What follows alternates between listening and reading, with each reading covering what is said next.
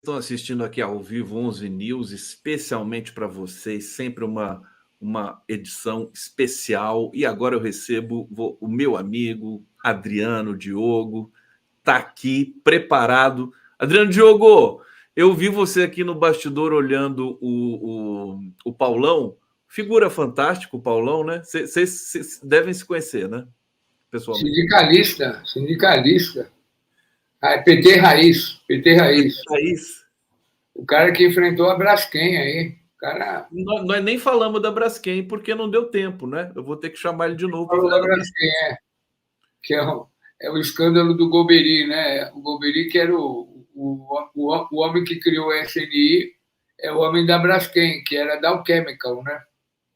Ô, Adriano, deixa eu explorar tua arte como geólogo. Essa situação do terreno ali que a Braskem degradou, como o Paulão estava falando aqui, daqui a pouco ela pode estabilizar e você fazer um habitacional ali? Não, porque é o seguinte, Conte, o que é a Braskem, né? Ela extraía sal, que a gente chama de evaporito. Então, tinha uma camada de sal alguns metros abaixo do subsolo e ele era líquido pastoso.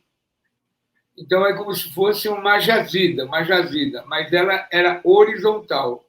Então tinha a camada do solo, um pedaço estável de sedimento e embaixo tinha uma enorme camada de sal. O que acontece? Eles furaram poços e extraíam esse sal.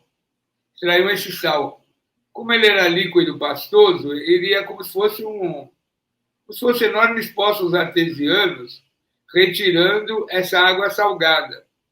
Essa água salgada era colocada em tanques, ela decantava e fazia esse salgema, que é usado, quer dizer, tem duas formas de você obter sal de cozinha e outros sais. Um é esperar as salinas naturais, que tem lá na Paraíba, por exemplo, e essa salina, e esse aí era um depósito salino subterrâneo. Eles extraíram sal lá por mais de 30 anos. O que aconteceu? Criou um oco e a cidade está afundando, está afundando. O que é? Qual é o problema que o Paulão tentou falar aí subliminarmente? Isso tem que ter autorização da prefeitura e do governo do estado para poder ser extraído. Né? Qualquer jazida, por exemplo, aqui em São Paulo, aqui tem Porto de Areia. Aonde tem Porto de Areia? Na zona sul da cidade de São Paulo, no entorno das represas. Antigamente tinha portos de areia para extração, toneladas e toneladas de areia para construção civil.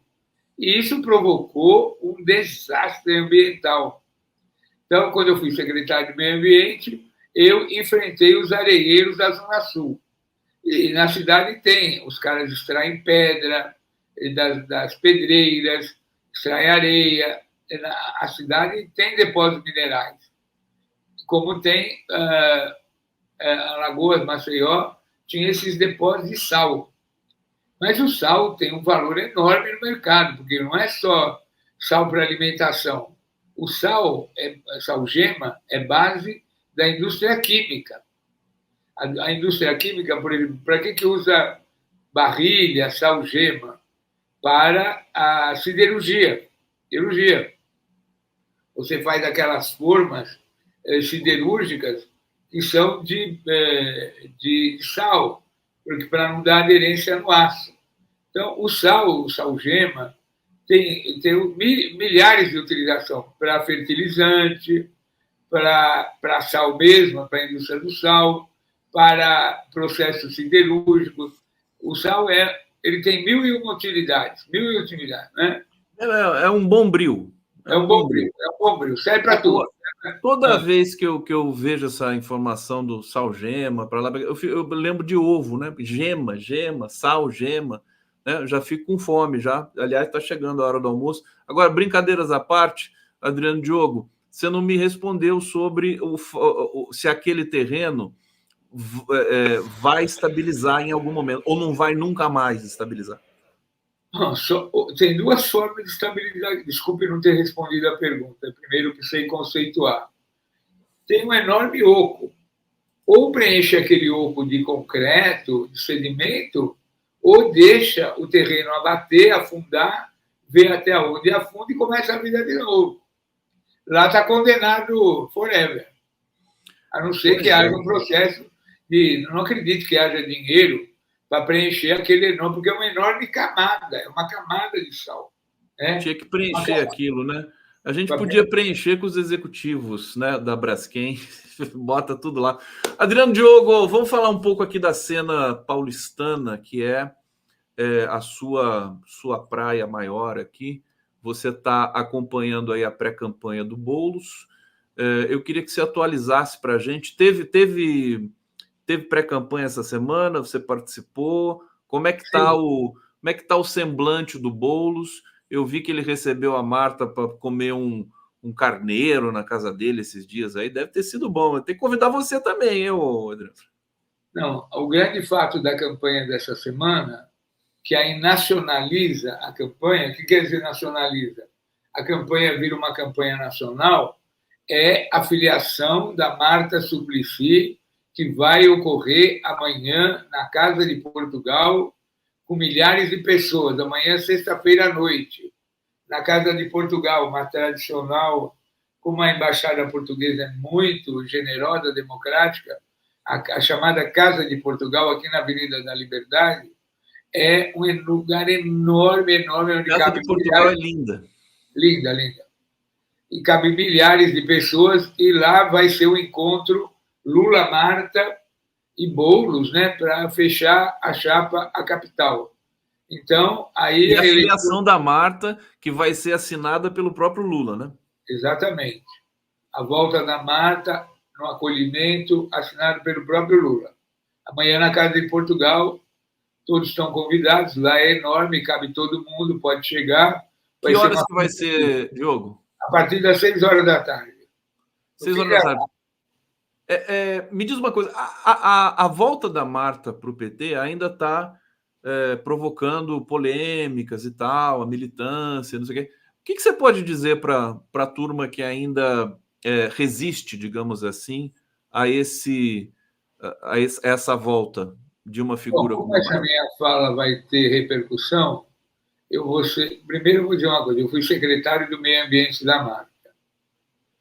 Era o aniversário, naquela época foi comemorado o aniversário da cidade de São Paulo, 450 anos.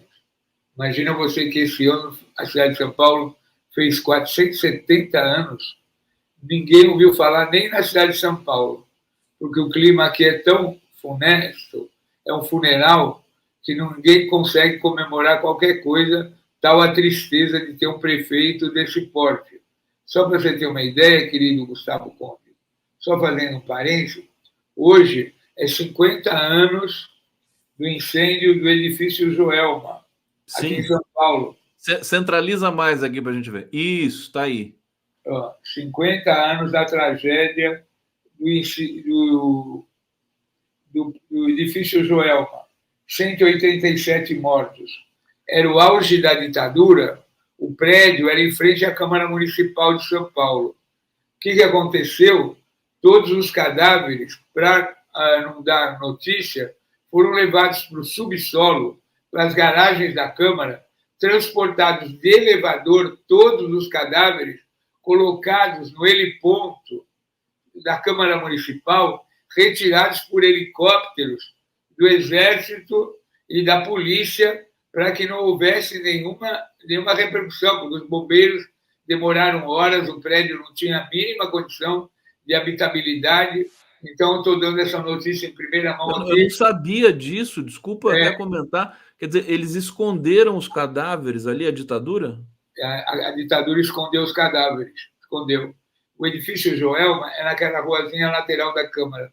Então, os corpos, a ditadura, para abafar a tragédia, atravessava, punha na garagem, subia pelos elevadores e os funcionários, inclusive o ascensorista era o Aristides, tinha que levar os corpos porque não tinha elevador até o último andar da Câmara. Tinha até o que é o teto, né, o heliponto. Então, tinha que descer no último andar da Câmara e carregar os corpos por escada, na mão, por carrinhos, por macas, e deixar no heliponto para os helicópteros do Exército e da Polícia retirarem os corpos que lá estavam dilacerados. Bom, mas voltando. Que coisa impressionante. Deixa eu só fazer. Eu vou buscar aqui imagens do incêndio. 50 anos do incêndio do edifício Joelma, e essas pessoas morreram porque se jogaram lá de cima, né? Não, além de jogar, muitos morreram. Verdade, muitos se jogaram. E foram 2 incêndios gigantescos na mesma época, que a ditadura, um do edifício Andraus e outro do edifício Joelma. E eu, como sou memorialista da cidade de São Paulo, participei disso tudo, era mais novo e tal. Esse aqui já era grande, já fui lá na Câmara, fiquei lá vendo o dia inteiro a retirada dos corpos e os cadáveres. Pode procurar aí, pode dar um Google, que você vai ver a tragédia, que era o auge da ditadura, né? Era um período muito barra pesada. Entendeu? Perfeitamente. Eu não estou encontrando as imagens aqui, vou tentar, mas ainda não. O Estadão tem. O Estadão tem? Adriano, mas assim, só para a gente não perder aqui, né? A gente tem um tempo limitado, vou pedir para você falar um pouco, voltar a falar da filiação da Marta, aliás, que você estava falando. Eu vou dizer uma coisa para você. Tem um estigma que é justo, que todo povo brasileiro tem que cobrar. Por que a Marta votou a favor da cassação da Dilma? Isso é a grande nódoa, o grande problema, né? Então, como é que o PT de São Paulo, orientado pelo presidente Lula, propõe a refiliação da Marta? Eu fui secretário da Marta, eu trabalhei com a Marta, eu conheço a Marta.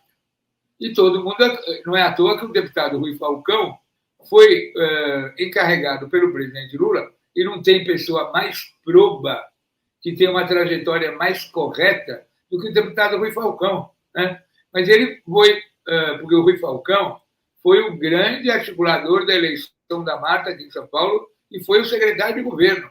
Ele era o primeiro-ministro, né? Quando a Marta foi eleita? A Marta foi eleita em 2002. Quando é que o Lula foi eleito? O Lula foi eleito em 2004. Quem foi o principal ponto de apoio da candidatura da Marta? Do Lula? Marta Suplicy. A cidade de São Paulo. A cidade de São Paulo preparou e organizou a eleição do Lula. Olha que era um período difícil, que o Lula vinha de sucessivas derrotas, havia perdido o Fernando Collor, 2 vezes o Fernando Henrique, e a vitória da Marta em São Paulo representou a reorganização do PT e da campanha do Lula em todo o país, e Lula foi conduzido à presidência da República. Porque houveram 2 vitórias espetaculares em São Paulo.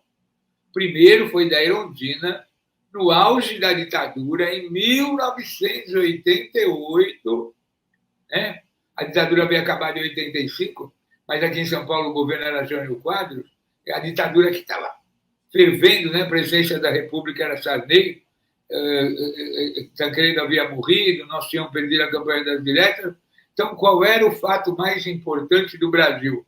Que o Lula organizou em todo o Brasil a campanha para prefeito das capitais e a eleição constituinte, que Lula até foi candidato e ganhou.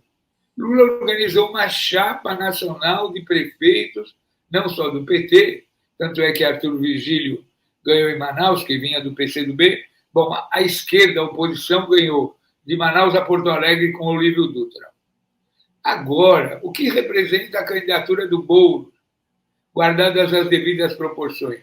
A mesma epopeia da vitória da Luísa Erundina na cidade de São Paulo em 88, que é quase uma epopeia revolucionária, que é o enfrentamento geral ao bolsonarismo e tudo que sobrou dessa direita fascista horrorosa.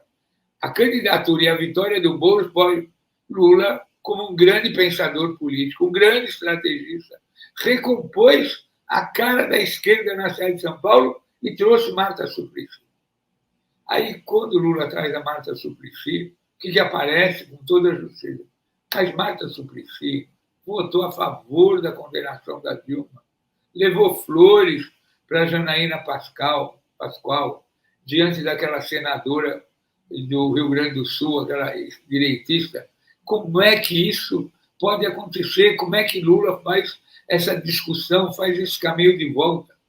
Então, ele, com a sua genialidade política, e aí as pessoas vão falar, mas isso é uma manobra eleitoral, não tem conteúdo. Então, houve uma ruptura, sim, entre a Marta e a Dilma, a Marta sai do governo, né? Daquela forma, aí vem um processo de cassação e a Marta se posiciona daquele jeito. Não sou eu que vou fazer a justificativa, a explicação, sei de toda a história, como é que foi, todos os desentendimentos, todas as rusgas, né? Mas, felizmente, não existe condenação eterna. Não existe condenação eterna. Né? A disposição da Marta, porque a Marta já contribuiu com a eleição do Lula. Simone Tebet, quem articulou o apoio de Simone Tebet a Lula foi Marta Suplicy. Ela saiu do apartamento da Marta Suplicy e foi a Simone e foi declarar apoio a Lula.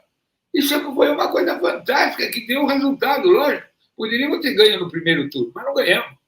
Tivemos que fazer aquela comoção. Então, imagina, outro dia, um instituto de pesquisa, não sei se você tem essa pesquisa, apresenta a memória política da cidade de São Paulo e aponta Marta Suplicy como a melhor prefeita que São Paulo já teve. Lógico que Erundina eu considero uma revolução, né? Mas, então, nesse cenário, e coincidiu com o desastre do lado bolsonarista. Primeiro, a Marta, que era secretária da Prefeitura de Relações Internacionais, sai e vai para o lado do Boulos. Segundo, o enfrentamento criminoso que a Prefeitura de São Paulo e a Câmara Municipal fizeram em relação ao Padre Júlio e a derrota espetacular dessa direita na tentativa de criminalizar o Padre Júlio.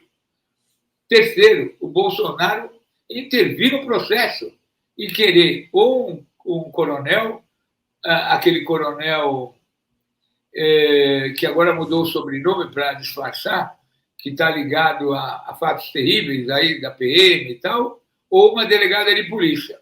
Né? O Bolsonaro quer um coronel. Então, e para caracterizar a chapa puro sangue do bolsonarismo. Né? Então, essa semana foi a pior semana de todos os tempos desse bloco de direita que tomou o poder. Né?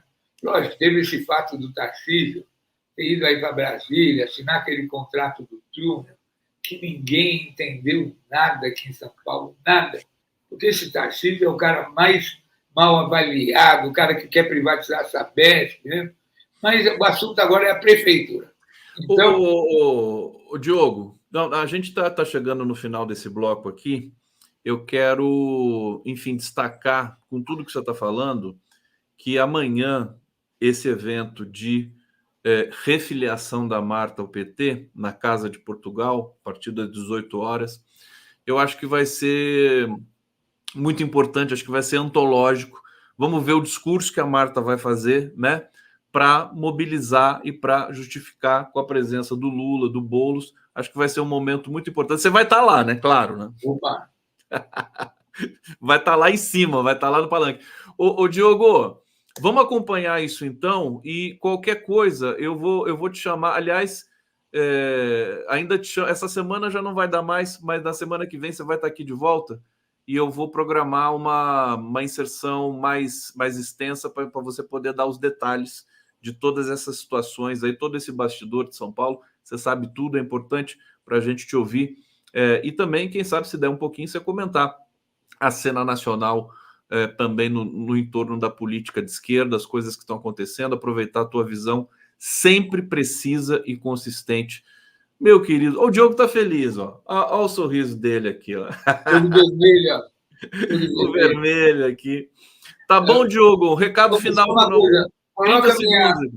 Coloca minha hashtag aí, minha assinatura, @AdrianoDiogoPT, por aqui, favor. Tá no jeito aqui, Adriano Diogo PT. Agora, na ausência do Arbex, eu quero pôr uma pimentinha palestina aqui, já que o Arbex dá, eu me considero o representante do Arbex na Terra. Você acredita? Eu mandei para você o que os judeus da democracia mandaram para mim, mandei aí no seu WhatsApp. Você acredita, querido Conde, que a CONIB, mandei para você, como é uma coisa eu vi, está apoiando o Ricardo Nunes. A CONIB, numa cerimônia do Holocausto, apresenta a candidatura de Ricardo Nunes à Prefeitura de São Paulo, o apoio de Ricardo Nunes à Prefeitura de São Paulo. Numa cerimônia do Holocausto. Do Holocausto, das vítimas do Holocausto. Das vítimas do Holocausto. Entendeu? Sem condições, né? É? Sem condições. A CONIB está totalmente desacreditada, né? O que ela está perseguindo o Genuíno, o Breno Altman, é uma covardia, uma coisa doentia. E, querido, obrigado, Diogo. Chance, eu estou fazendo a luta pela diplomação dos professores da USP, alunos que foram mortos e desaparecidos. A USP, nesses 50 anos, só reconheceu 2, graças ao trabalho de Camilo Vanucci e Paulo Vanucci, que é Alexandre Vanucci e Ronaldo Muti Queiroz, da Geologia. Tem uma renca de gente que faz 50 anos que morreu e foi assassinado na USP, e a USP não consegue reconhecer pós-mortem esse fato. Eu te peço, se você um dia puder fazer um programa especial sobre isso, seria uma maravilha, uma contribuição enorme para a área de direitos humanos.